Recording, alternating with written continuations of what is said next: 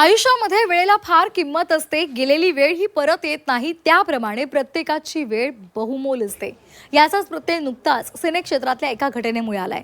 त्याचं झालं असं की नाना पाटेकर ओ रोमिओ सिनेमाच्या ट्रेलर लॉन्चसाठी 12च्या ठोक्याला वेळेवर पोहोचले.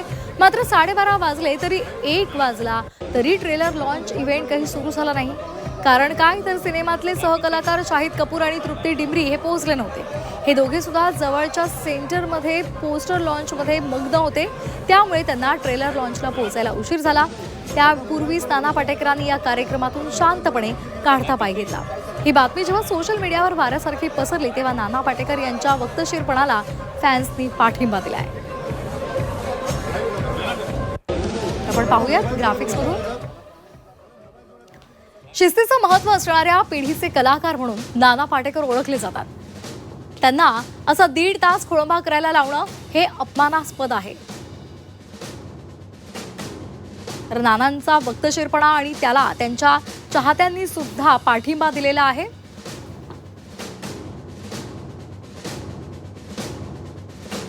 तर यावर विशाल भारद्वाज यांनी काय म्हटलं आपण ते सुद्धा पाहूयात. कार्यक्रमाला 1 तासाचा विलंब झाल्यामुळे नाना पाटेकर यांनी कार्यक्रम स्थळ सोडलं. आमची 27 वर्षांची मैत्री आहे, तरीही व्यावसायिक पातळीवर आम्ही पहिल्यांदाच एकत्र काम करतोय. नाना पाटेकर शिस्तप्रिय आणि वक्तशीर आहेत. व्यावसायिक वृत्ती आणि वेळेचं नियोजन यांचं महत्त्व नानांनी अधोरेखित केलंय.